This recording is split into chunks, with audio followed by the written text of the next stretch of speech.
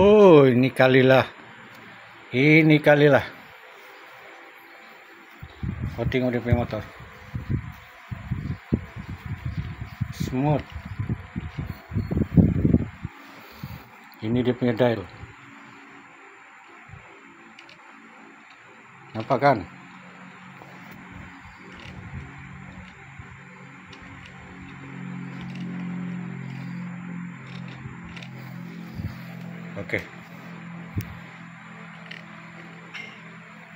Oke, tengok dia blur.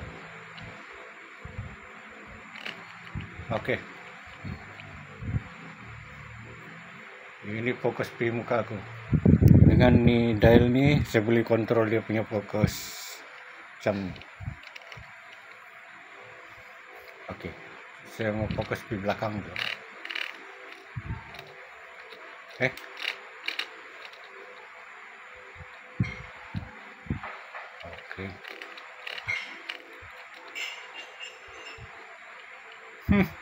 Mantap.